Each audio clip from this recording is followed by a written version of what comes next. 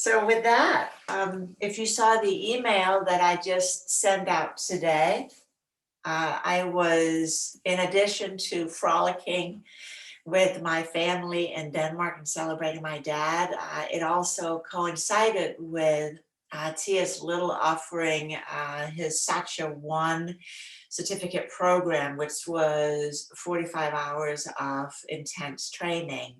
And so it was fun to weave that into everything else while over there. Zoom is amazing. We can be together very easily. And so that allowed me to take that training. And he's the one who initially introduced me to the practice. So I have so much gratitude for his teachings, and I have woven around with other teachers, but this was very much a great big homecoming to be able to study with him again.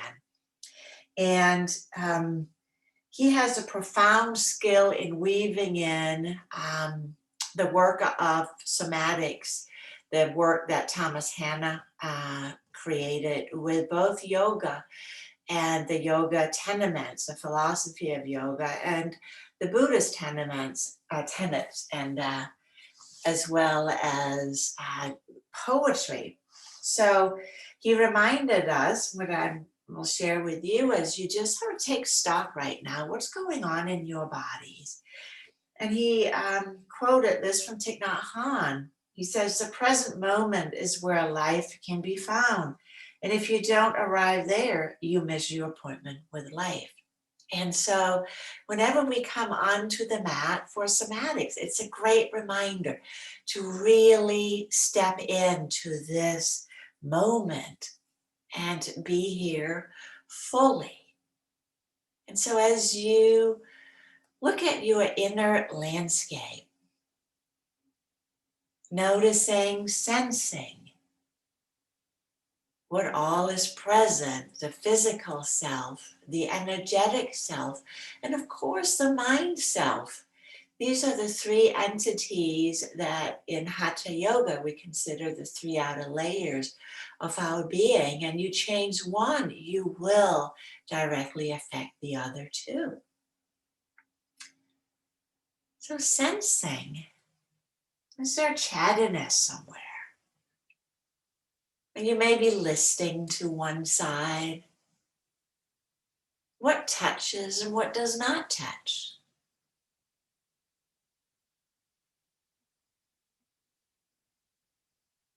And with the awareness of the physical self, I invite you to bend up your knees into the constructive rest position. That just helps the psoas to be put a little bit more on a slack. And if you'd like to place your hands on the lower abdomen, I invite you to do that. That gives us a little bit of feedback about the breath, but still don't change anything. Just notice. Notice the breath. Notice the breath of life as it flows into your body and out of your body. We are all connected via the breath. Our energy layer. Sensing, how is your energy right now?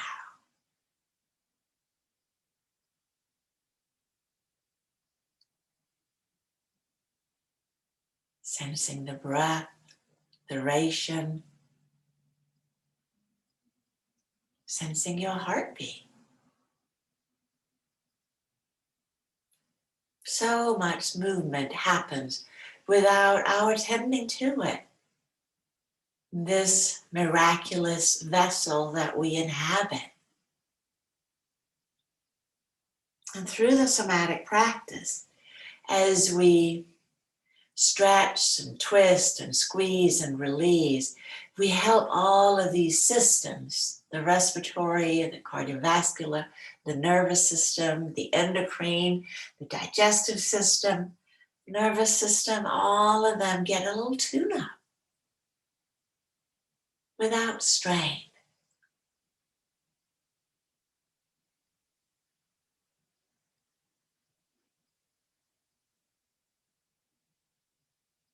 And then from here, we'll gently begin to invite the breath to deepen into the lower abdomen.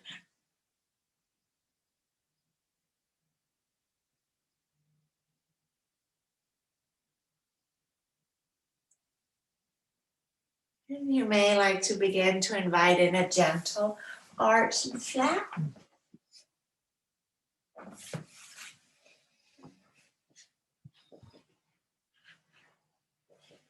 As you inhale and contract the low back, rocking forward on the sacrum towards the tailbone. And do that a few times and allow yourself to just float back to neutral. Contracting on the in-breath, arching. And slowly floating back, maintaining the lumbar arch is one of the most important parts for our spinal structure, according to Tears. We lose it. We sit down and it kind of begins to go in the opposite direction. Notice if you're drifting to one side on the sacrum as you slowly rock and release.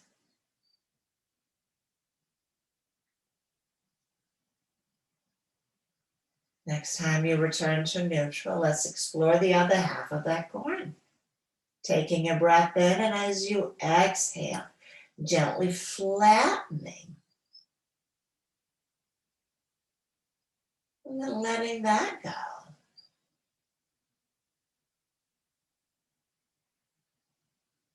Exhaling, flattening by contracting the front. Allowing the tailbone to lift. So there's a little bit of a mula bandha action here, contraction of the pelvic floor.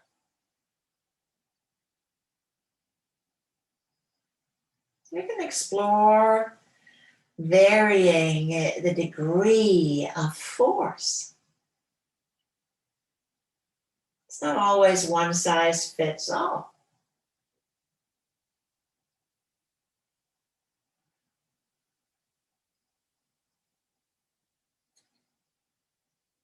So awakening the Dantian, the seat of power. Ideally, where all movement originates. I invite you to slide the arms up to goalpost arms. And we'll just begin to move a little bit faster. As you inhale, we'll move straight from the arch. And exhale right into the flattening.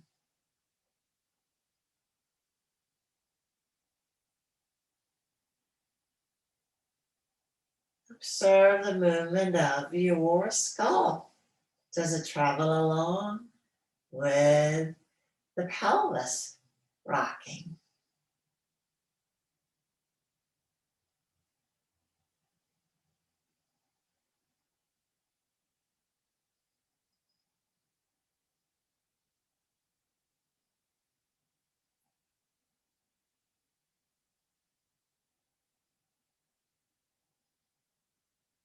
Making it delightful. Letting go of notions of shoulds and coulds, of force.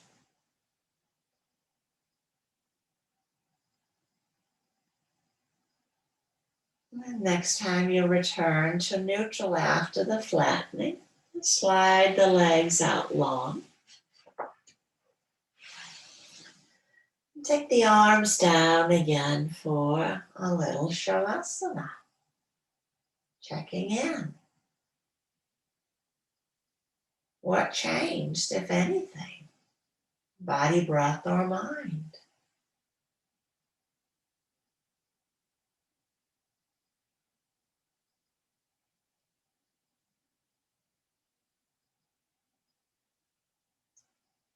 And then on the next inhalation, pressing out through your right heel.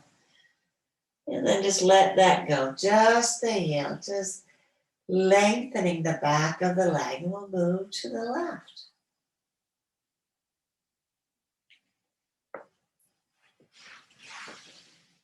Just gently toggle from side to side.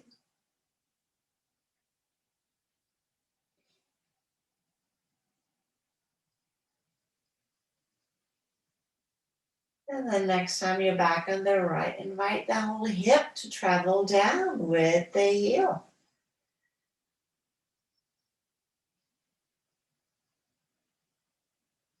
It can be helpful to place the hands on the front of the pelvis bone, the iliums, and as you press out through a heel, you can feel that side traveling down with the heel.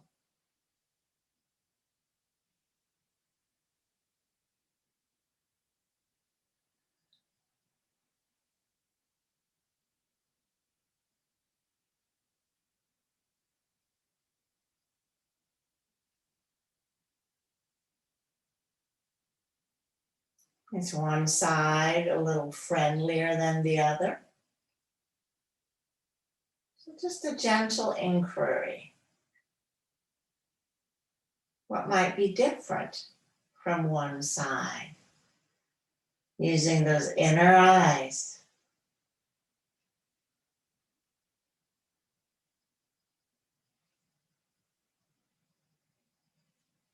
And then we'll let that go. And pause. Pausing.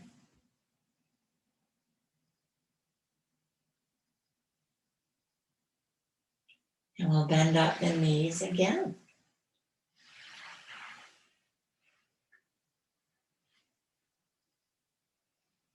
And then scrub one shoulder blade down towards the same side hip. And we're going to let that go. And then go to the other side. Feeling the shoulders scrubbing down. It's not a big movement. So the arms are just relaxed out to the side. So there's a little arm slide down.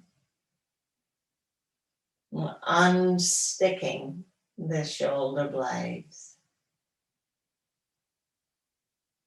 And let your head just rock as it wants to. As you move a shoulder, everything connects. Does the head do anything?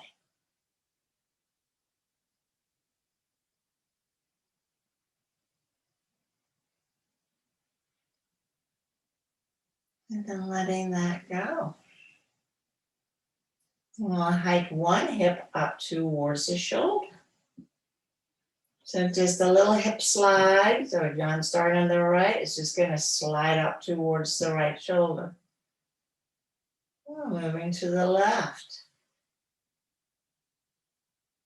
As if your sacrum is the center of a lazy Susan and you're just spinning it alternately from one side.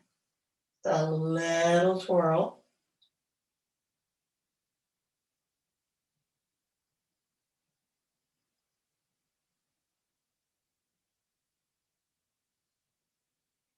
And then let's add to that the shoulder slide. So next time you draw the hip up, hold the same side shoulder down, shoulder blade. And we'll go to the other side. So a lateral movement.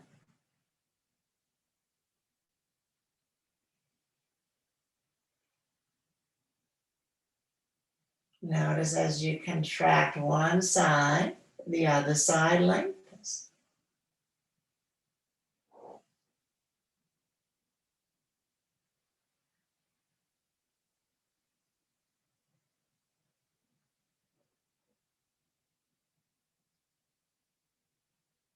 Make it easy.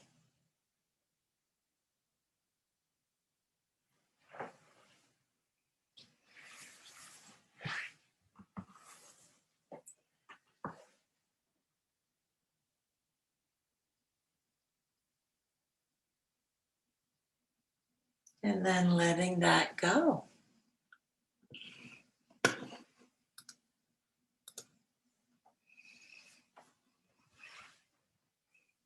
Allow the legs to slide out again.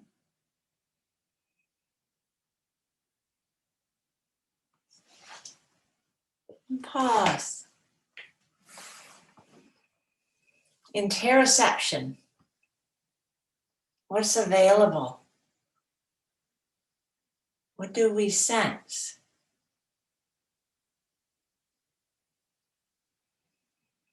On the inside.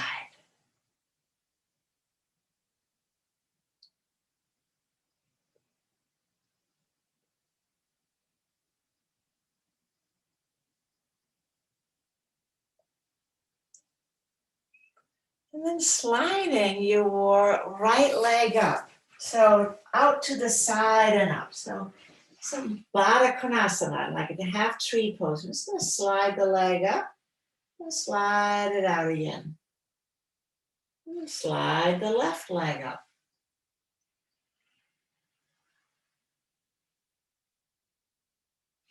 Sliding the leg up and out. And notice, is there a lot of movement in the pelvis? Can you maintain just a hip joint movement again? You can keep your hands on your pelvis. And just notice, is there a lot of rocking about with the leg movement?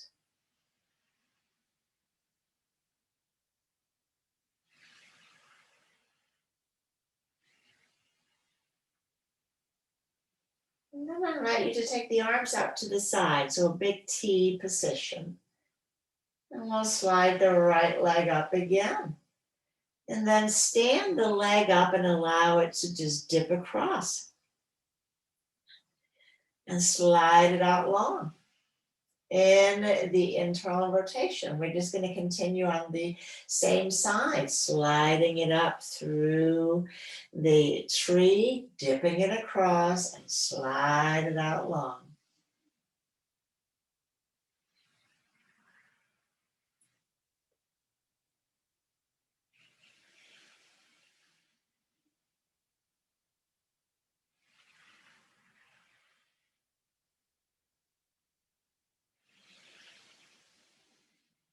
Let's do that one more time.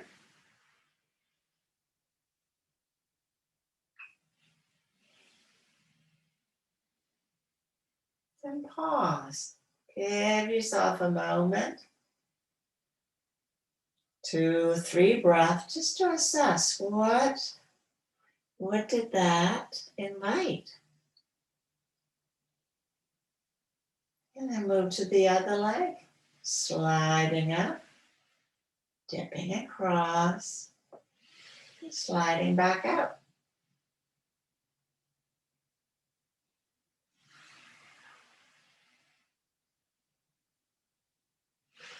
So working with the hip socket. Again, inner inquiry. How does this side feel compared to the first side? Is this the easy one? Maybe there's no difference. Does happen that some people are completely balanced from left to right. Not often though. So one more time.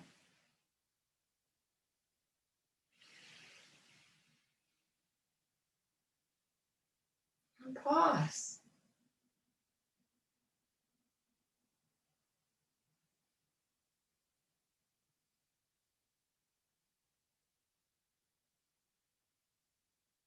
Then sliding again, the first leg up, maybe even the right. And we'll stand that leg up. And then draw the knee across. Now letting the whole back lift up. And then we come back to center. So we'll just be here for a moment. Knee dips across and back. So left leg is long, right leg is bent up.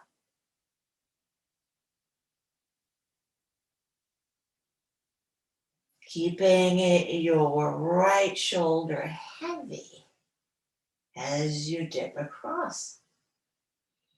reaching up through the right arm.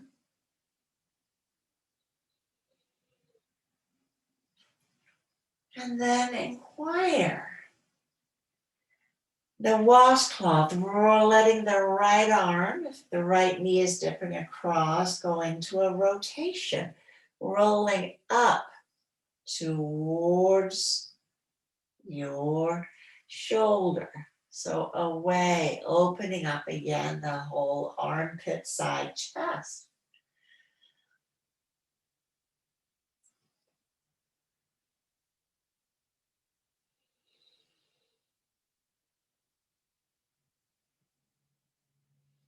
So keeping the foot down is just a gentle rocking movement.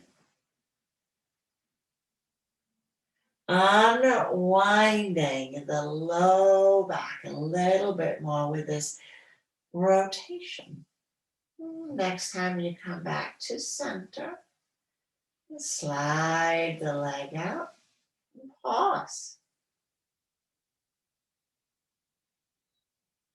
Pause and sense, feel.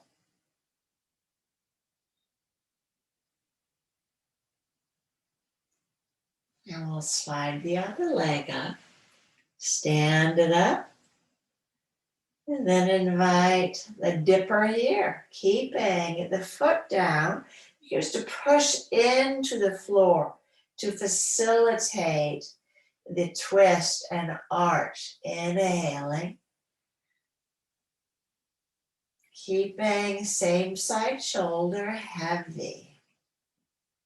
What's happening in the head, the neck? Does it travel?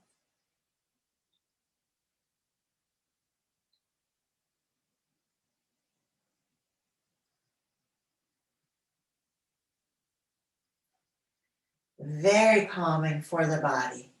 It's gentle rocking. What we do to a baby that's having a bad moment, right?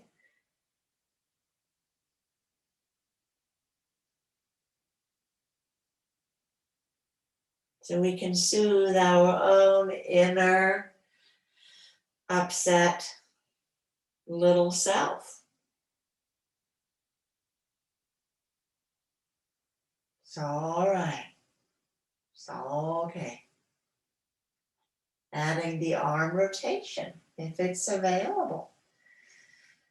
Letting the arm roll up like a great big cake roller. I think that's what they call cake pin.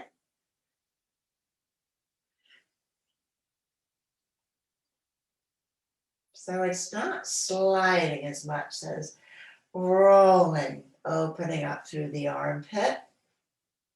A little bit more length on the side chest.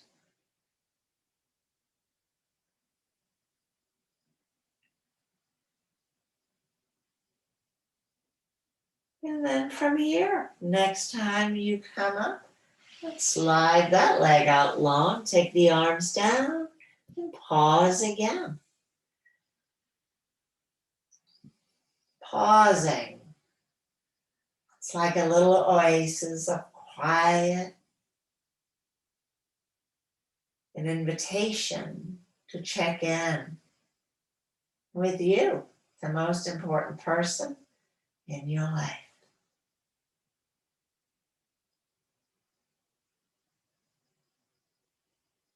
Nobody will ever know you like you know you.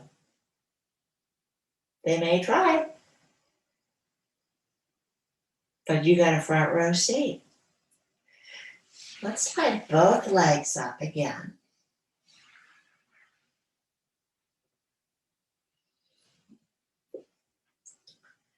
And then slowly release one knee out to the side. Keep the other hip heavy. Keeping the other hip heavy. And then lifting it back up again. And we'll do that. These gentle brush strokes exploring external rotation. Again, not moving into force or discomfort.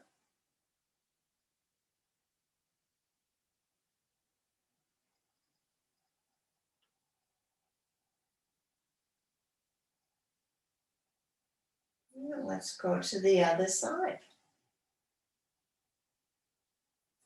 Releasing down and lifting up. It's a nice, slow, easy release. And then contracting, lifting up.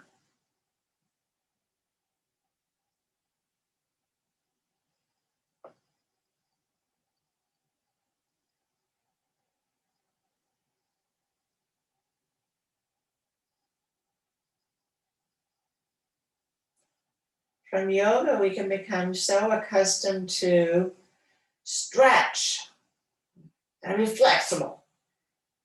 We want both. So notice here as you lift the leg back up, we want strength too, stability. Can you feel the muscles really showing up?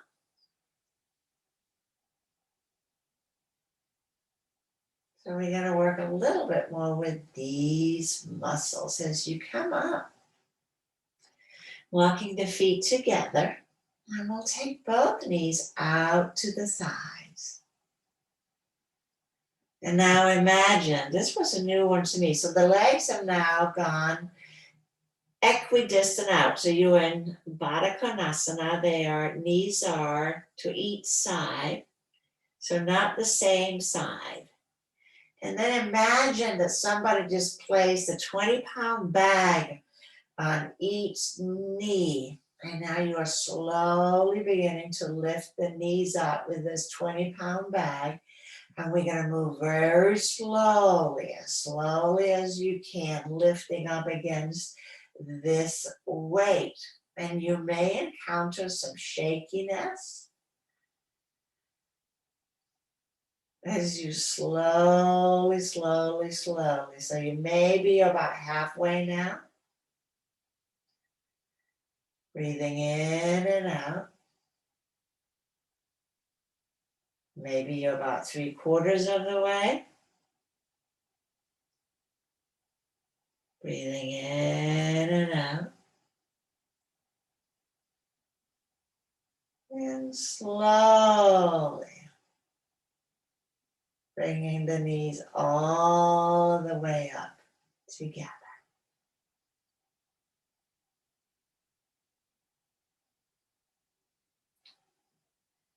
We'll take the hands behind the head. Now we're going to let the knees, okay. Let's take a little pit stop here with the arcs and curls. So we know this one. Classically, we'll inhale, we'll arch, pressing the elbows down towards the floor.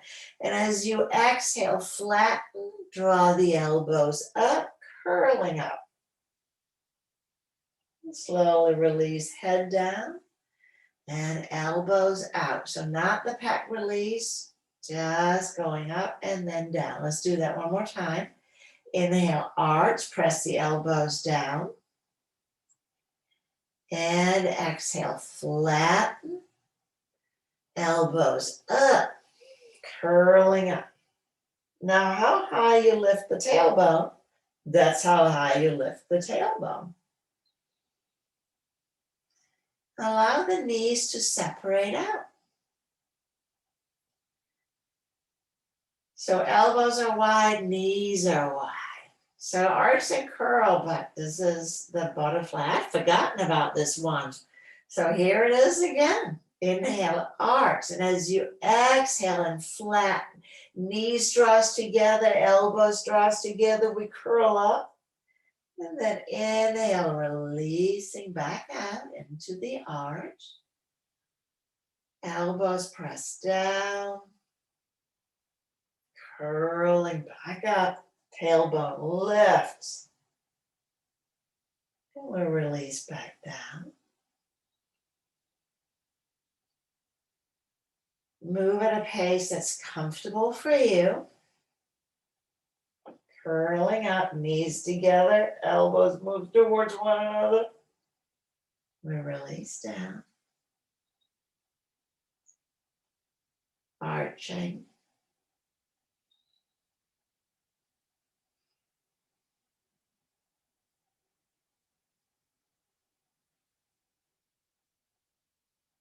As you come up, you feel Mula Bandha, pelvic floor, lower abdomen, press the knees together.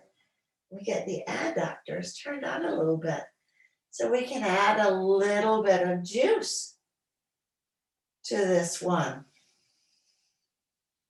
Again, move in a way that works well for your body. Do it one more time.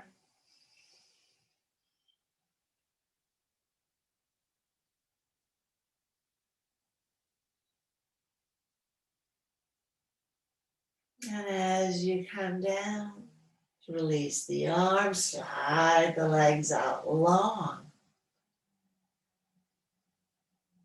Breathe and pause.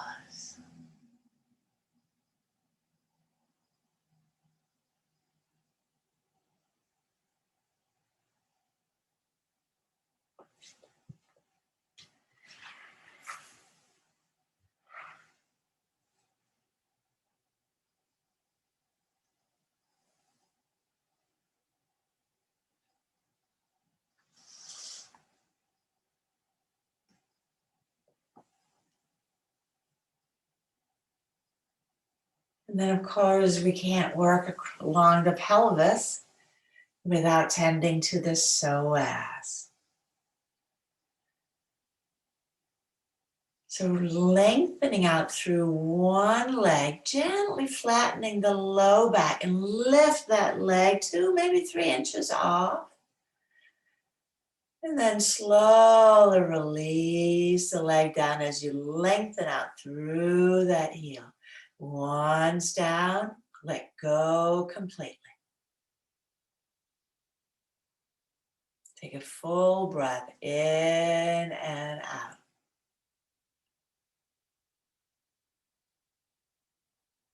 And let's do that again.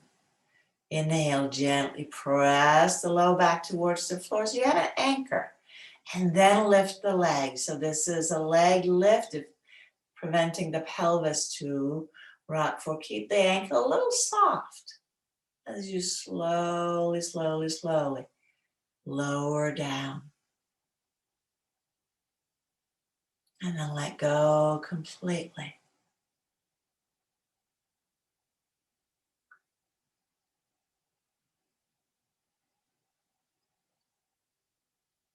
Do that one more time. Take a breath in.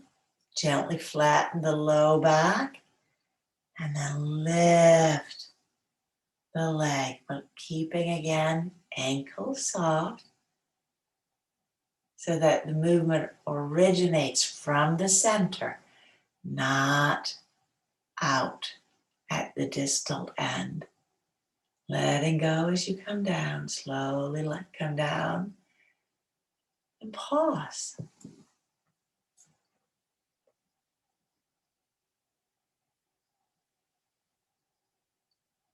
And we'll repeat on the other side. Breath in. Slowly lift. Lifting from the center. Lowering down slowly and controlled.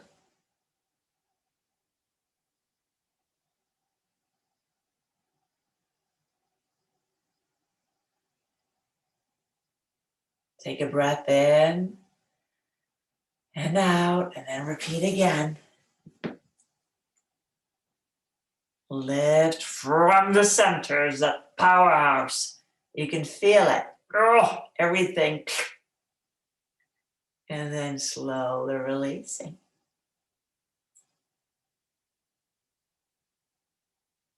Buffer breath in between. And remember, if this bothers your back or any place else, you can contract without actually putting the weight on. You can start inviting the action. One more time.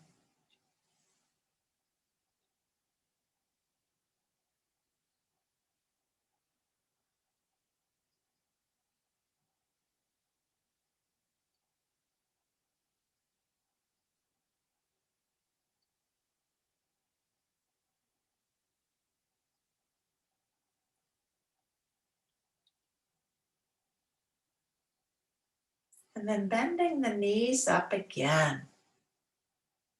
Take the arms out to a T, and then we're ziggity-zacketing around a little bit. We're going to visit with the glutes here. Let's cross the right leg over the left.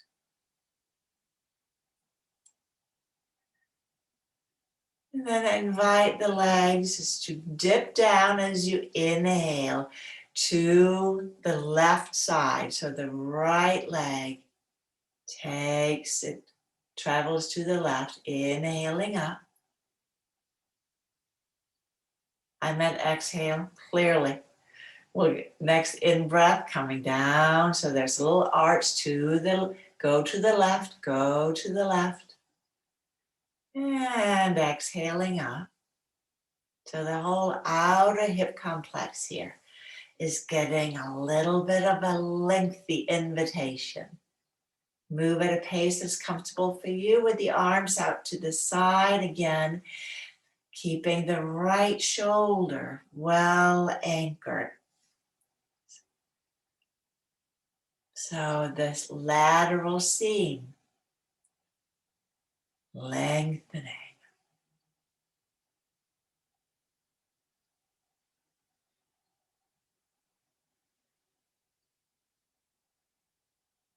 Back and forth. Make it easy.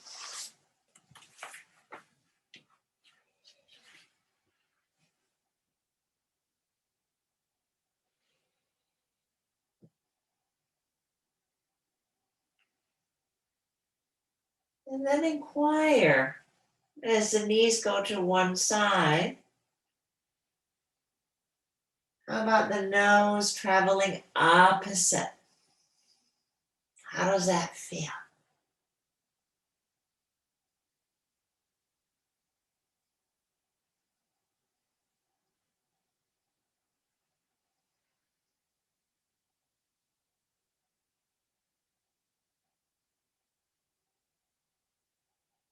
So both outer hip, but also rotation. The next time you come up to center, I invite you to switch. Inhaling down, we're moving in a diagonal pattern. Left leg across if you did the right before, and you're traveling to the right, inviting the left shoulder to anchor. And again, maybe the nose travels opposite of the knee.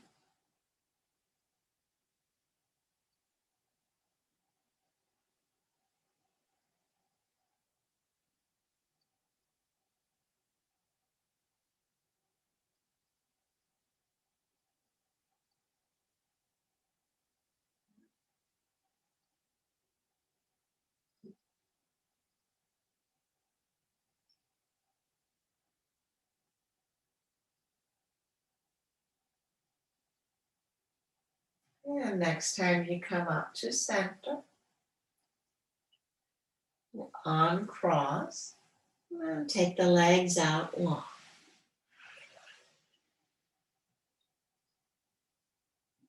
Pausing.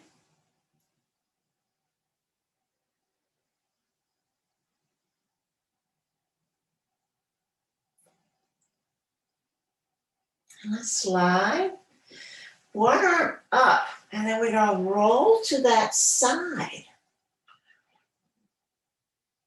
Stack the legs one on top of the other. So a side tall mountain pose. Straightening the legs out long. And then take the other arm overhead too, where you can reach it. So if this is uncomfortable, be mindful. I'm going to clasp the wrist of the upper arm with the lower arm, with the lower hand. I made that sound way more complicated than it was. So a side lying tall mountain, and then reach out through the top heel. So on me, that's the left, as I gently traction my top arm away. So this is another psoas stretch. So I'm lengthening the top, gently tractioning. Remember, the psoas connects all the way up at T12 with the diaphragm down to the lesser trochanter and the upper inner thigh bone.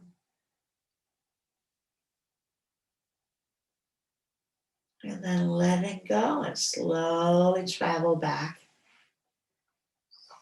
Now we're going to travel to the other side. Stacking the legs, being all the way up on the hip.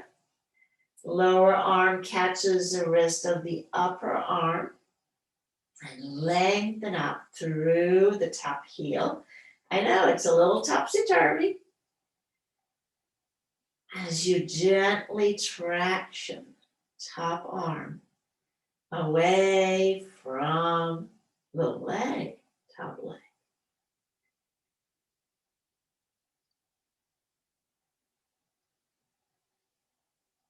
Breathing in and out. So here we are working a little bit on the bandhas. You can feel your core is having a little chit chat. Negotiating.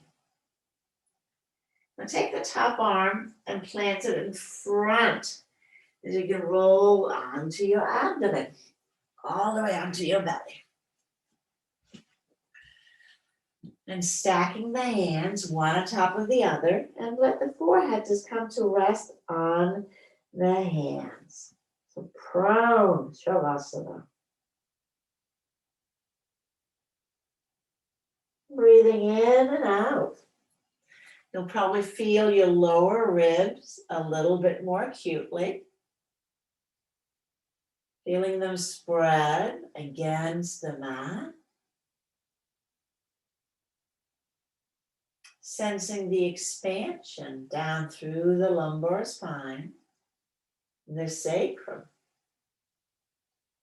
How the whole trunk moves with the breath.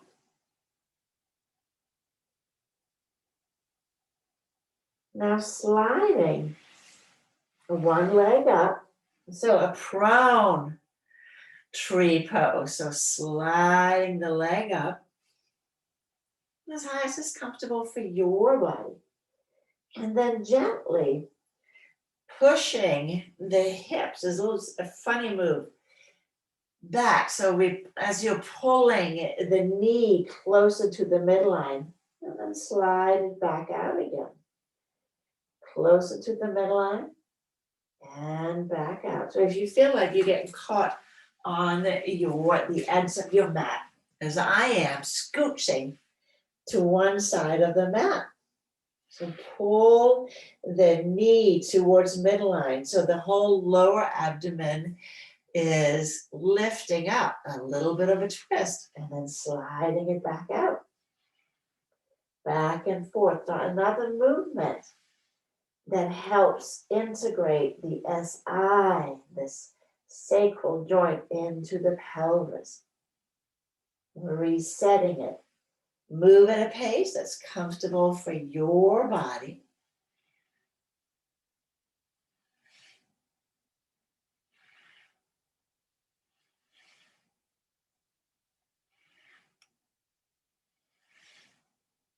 Things get sticky in the pelvis. It's the darndest thing. And the next time, after the next move, I'll slide that leg out long. And maybe you can orient on the mat, unless you got one of those really wide mats. And then we'll slide the other leg up. And again, you can support the head on the back of the arm.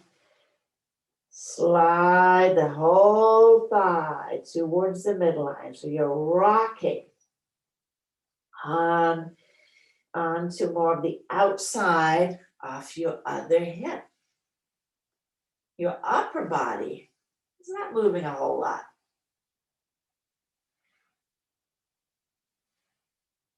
What muscles initiate this?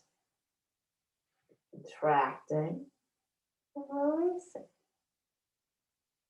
Contracting and releasing.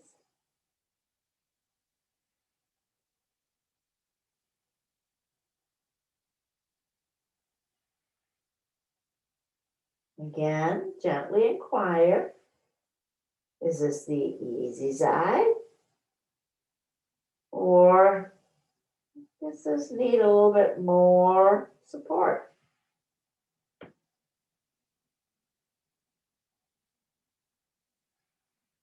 And then after the next one, pausing.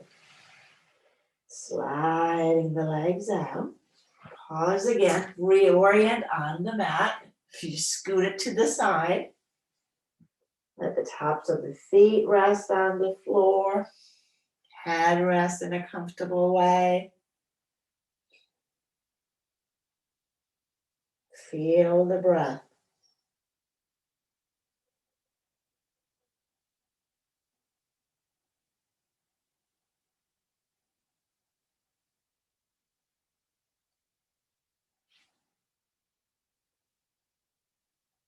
And then we'll tuck the toes under.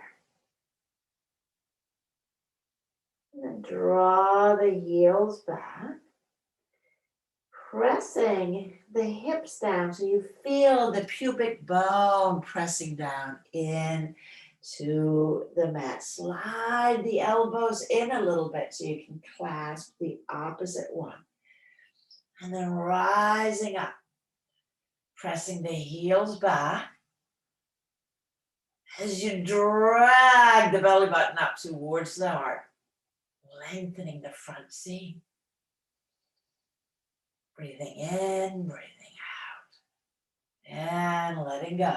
Elbow slides apart.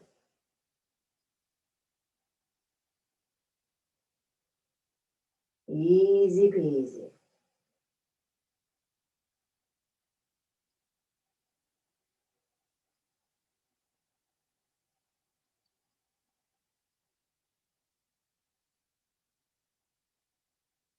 We're going to repeat. Tucking the toes under again.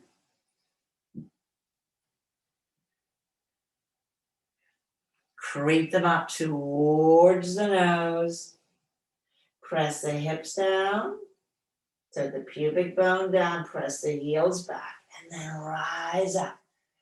Clasping the elbows again. Elongate. Inviting the back bend. Breathing in, breathing out. Firm legs. And release.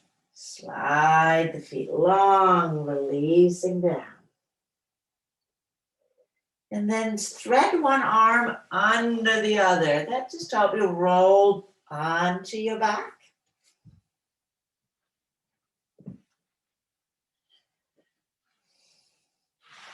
Slide the legs out long. Pause and feel body, breath, and mind, these three outer layers.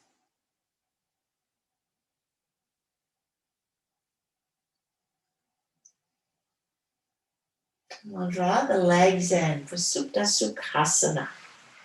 So pulling the knees in towards the chest, cross one leg over the other, and then catch. So the shins cross, rise up, catch the outer feet, outer edges of your feet. So the hands are on the bottom of the feet, if that works. If not, grab what's available. So upside down, cross-legged.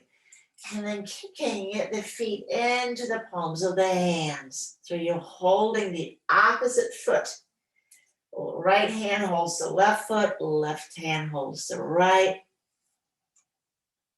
So as if you are in simple cross-legged, and invite the knees towards the chest with the feet pulling out against the hands. And you feel how this activates the outer hips, activating the outer hips. And really plumes your tail feathers. Then we'll switch other side.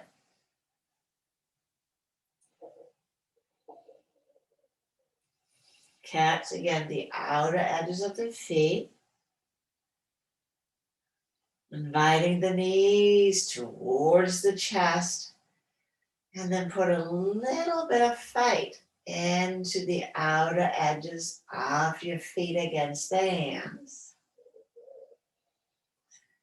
As you breathe in and out.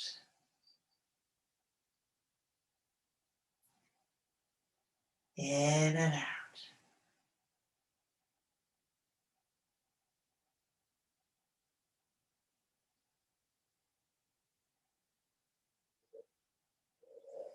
And then gently release. We'll hug the knees in. And we'll round up. Give everything a squeeze. And last Shavasana. Lengthen up.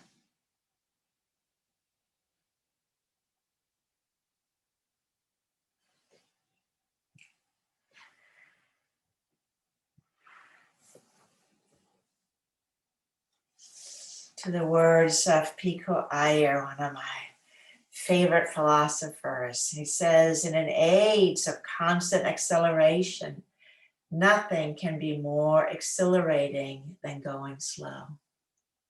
In an age of constant distraction, nothing is so luxurious as paying attention. And in an age of constant movement, nothing is so urgent as being still.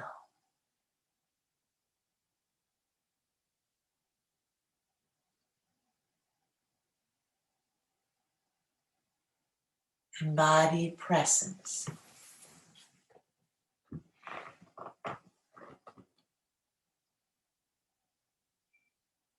Breathing in and breathing out.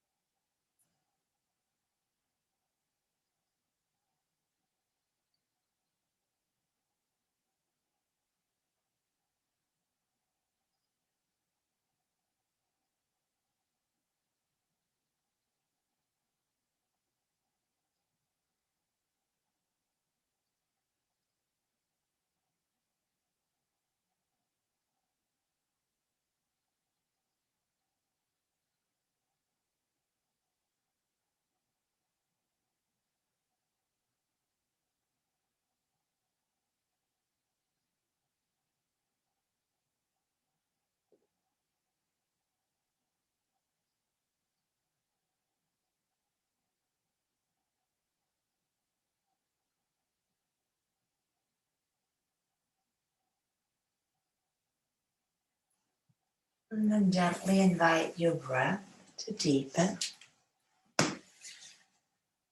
Invite gentle movement, fingers and toes.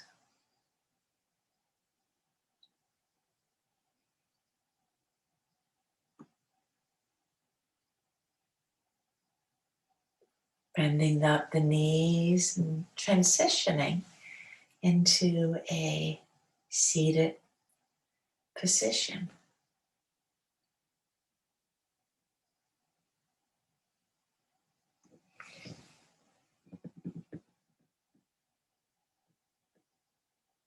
such a practice is a great practice. It doesn't have to be an hour to segue into a meditation practice, because you can get some of those willies, this is what I call them, out of the body so that we can sit still. That's the purpose of the entire asana practice, the movement practice of yoga, to prepare us for stillness.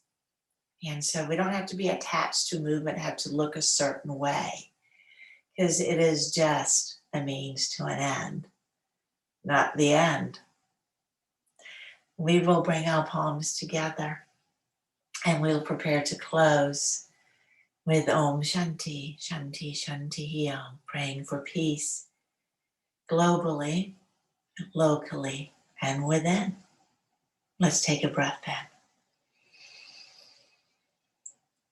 Om Shanti, Shanti, Shanti Om.